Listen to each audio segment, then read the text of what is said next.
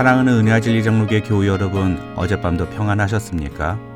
오늘도 주 안에서 한 가족된 교회 공동체의 지체들을 사랑함으로 주님의 몸된 교회를 건강하게 세워가는 저와 여러분이 되시기를 주님의 이름으로 축원합니다. 오늘 새벽에 만나 본문은 디모데전서 5장 17절에서 6장 2절까지입니다. 디모데전서 5장 17절에서 6장 2절까지를 제가 읽어드리겠습니다. 잘 다스리는 장로들은 배나 존경할 자로 알되 말씀과 가르침에 수고하는 이들에게는 더욱 그리할 것이니라. 성경에 일렀으되 곡식을 밟아 떠는 소의 입에 망을 씌우지 말라 하였고 또 일꾼이 그 삭슬 받는 것은 당연하다 하였느니라. 장로에 대한 고발은 두세 증인이 없으면 받지 말 것이요 범죄한 자들은 모든 사람 앞에서 꾸짖어 나머지 사람들로 두려워하게 하라. 하나님과 그리스도 예수와 택하심을 받은 천사들 앞에서 내가 엄히 명하노니 너는 편견이 없이 이것들을 지켜 아무 일도 불공평하게 하지 말며 아무에게나 경솔히 안수하지 말고 다른 사람의 죄에 간섭하지 말며 네 자신을 지켜 정결하게 하라. 이제부터는 물만 마시지 말고 네 위장과 자주나는 병을 위하여는 포도주를 조금씩 쓰라. 어떤 사람들의 죄는 밝히 드러나 먼저 심판에 나아가고 어떤 사람들의 죄는 그 뒤를 따르나니 이와 같이 선행도 밝히 드러나고 그렇지 아니한 것도 숨길 수 없느니라. 무릇 멍에 아래에 있는 종들은 자기 상전들을 범사에 마땅히 공경할 자로 알지니 이는 하나님의 이름과 교훈으로 비방을 받지 않게 하려 함이라. 믿는 상전이 있는 자들은 그 상전을 형제라고 가볍게 여기지 말고 더 잘 섬기게 하라. 이는 유익을 받는 자들이 믿는 자요 사랑을 받는 자임이라. 너는 이것들을 가르치고 권하라. 어제 새벽에 만나에서 우리는 목회자가 교회 공동체 안에서 함께 신앙생활을 하는 성도들을 어떤 자세로 대해야 하는지와 그 중에 과부들에 대해서는 어떤 입장을 취해야 하는지에 대해 살펴보았습니다.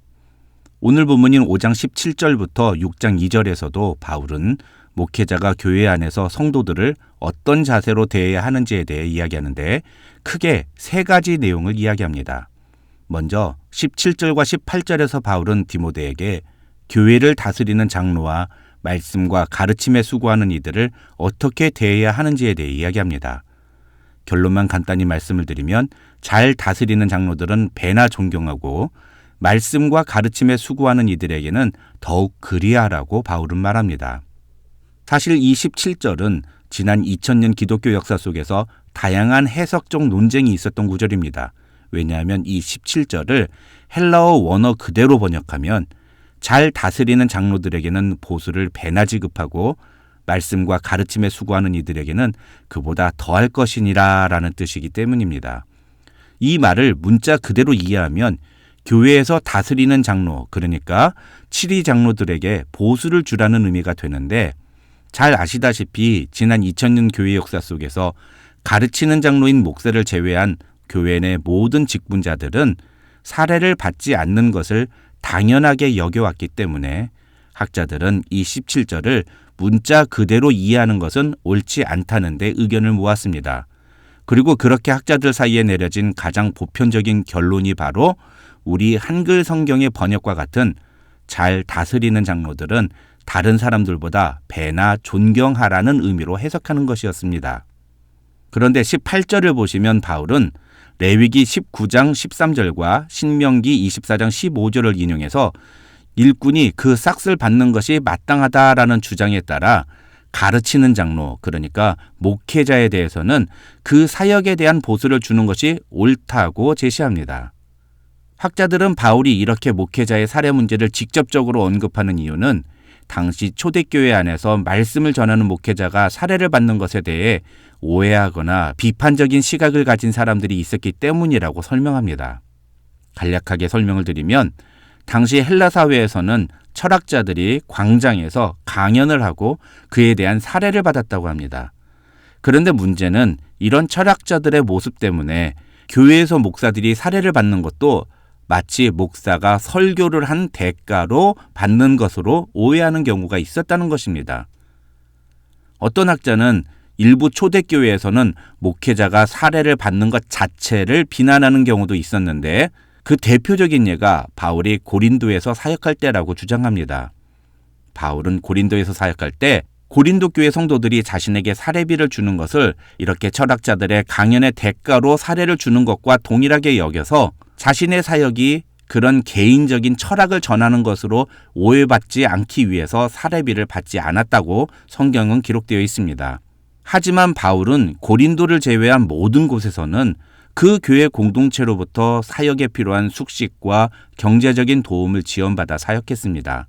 그렇기 때문에 흔히들 바울을 자비랑 선교사였다라고 이야기하는데 그 표현은 옳은 표현이 아닙니다. 바울이 자비랑으로 사역했던 것은 오직 고린도 교회에서 뿐이었습니다. 중요한 것은 이런 자신의 경험 때문에 그랬는지 모르겠지만 바울은 디모데에게 말씀을 가르치는 목회자가 사례를 받는 것은 당연한 일이라고 18절에서 확실하게 말하고 있다는 것입니다. 그리고 이 모든 내용이 끝나는 6장 2절의 마지막 부분에서 너는 이것들을 가르치고 권하라고 권면함으로써 이런 내용들을 교회 공동체가 따라 행하도록 지도하라고 권면하고 있습니다. 그 다음 두 번째 내용은 19절부터 25절에 나오는 내용인데 여기서 바울은 치리에 대한 문제를 언급합니다. 이 치리에 대한 내용은 여러 가지 사안들로 나누어서 설명하고 있기 때문에 각 사안별로 조금 자세하게 다루도록 하겠습니다. 먼저 19절에서 바울은 장로에 대한 고발은 두세 증인이 없으면 받지 말라고 말합니다. 사실 율법은 장로뿐만 아니라 모든 사람들에 대한 고발에 두세 증인이 반드시 필요하다고 강조합니다. 그리고 만약에 두세 증인이 없을 경우에는 그들의 고발과 기소는 무효가 되도록 했습니다. 바울이 이 19절에서 장로에 대한 고발은 두세 증인이 없으면 받지 말라고 한 이유도 그만큼 리더십에 대한 고발은 신중해야 한다는 것을 강조하는 의미라고 학자들은 설명합니다. 왜냐하면 한두 사람의 의견만으로 장로를 고발하고 치리하는 것은 교회 공동체 전체에 큰 혼란을 가져올 수 있는 일이기 때문입니다. 둘째로 20절에서 바울은 범죄한 자들을 모든 사람 앞에서 꾸짖어 나머지 사람들로 두려워하게 하라고 말합니다. 여기서 범죄한 자들이 누구인지에 대해서는 여러 의견이 있습니다만 대부분의 학자들은 범죄한 장로를 의미한다고 해석합니다. 그렇다면 이 20절에서 바울이 이야기하는 것은 무슨 의미일까요? 그것은 장로가 범죄한 사실이 드러나게 될 경우 그것을 비밀스럽게 혹은 개인적으로 처리하지 말고 반드시 공개적으로 처리하라는 의미라고 학자들은 설명합니다. 뿐만 아니라 이 과정을 통해서 장로도 하나님 앞에서 범죄할 경우에는 반드시 그에 상응하는 치리를 받게 됨을 모든 교인들에게 보여줌으로써 일반 성도들도 마음의 두려움과 경계심을 갖고 신앙생활에 임하게 하라고 하는 것이 바로 바울의 의도라고 학자들은 설명합니다. 21절에서 바울은 너는 편견이 없이 이것들을 지켜 아무 일도 불공평하게 하지 말라고 말합니다. 다시 말해서 장로라고 해서 특별 대우를 하거나 편파적인 태도를 보이지 말라는 것입니다. 중요한 것은 이 말을 바울이 디모데에게 직접 이야기하고 있다는 것입니다. 이 말은 장로들의 범죄 사실을 다루는 치리가 진행될 때 목회자는 일체의 선입관이나 편애의 마음이 아닌 공평의 자세로 판결에 임해야 한다는 것을 강조하고 있다는 것입니다. 다시 말하면 장로라고 해서 무조건 좋게만 생각하거나 봐주면 안 된다는 것입니다. 만약 그런 태도를 보이게 되면 교회는 분열되고 목회자 자신의 권위 또한 손상이 되어서 결국 복음 전파에 치명적인 악영향을 끼치게 될 것이 분명합니다. 그런데 오늘날 한국 교회를 보면 사회적으로도 범죄가 분명한 행위를 저지른 목회자나 장로에 대해서 교회가 그런 목회자나 장로를 무조건적으로 감싸고 보호만 하려는 태도를 보이는 것들을 보게 됩니다. 그러면서 심지어 목회자나 장로를 흔드는 것은 교회를 흔드는 것이라고 말하면서 그런 사람들에 대해서 문제 제기하는 사람의 입 자체를 막으려고 합니다. 그러나 이러한 태도는 오늘 본문에 비추어 볼 때 절대로 옳은 태도가 아니라고 성경은 말하고 있는 것입니다. 우리는 오늘 본문을 통해서 장로나 목사와 같은 교회 지도자들에 대해 어떤 태도를 갖는 것이 옳은지에 대해 바르게 이해해야 합니다. 24절과 25절에서 바울은 우리가 죄를 저지르게 되면 그 죄는 반드시 밝히 드러나 심판을 받게 될 것이며 반대로 죄가 없다면 그것도 분명히 드러나게 될 것이라고 말합니다. 그렇기 때문에 우리는 누군가의 범죄 사실을 다룰 때 반드시 신중해야 하고 공명정대하게 일을 처리해야 하며 그것은 교회에서 장로나 목사 같은 리더들도 마찬가지라고 바울은 이야기하고 있는 것입니다. 한편 22절에서 바울은 그렇기 때문에 평상시에 그의 행동에 문제가 있는 사람은 함부로 안수를 하지 말라고 권면합니다. 만약 그런 행동을 무시하고 그 사람을 그냥 장로로 안수해버리면 그 사람의 범죄 행위에 간섭하게 되는 것이라는 것이 22절에서 바울이 이야기하는 내용입니다. 오늘 본문에 담겨있는 세 번째 내용은 바로 6장 1절과 2절입니다.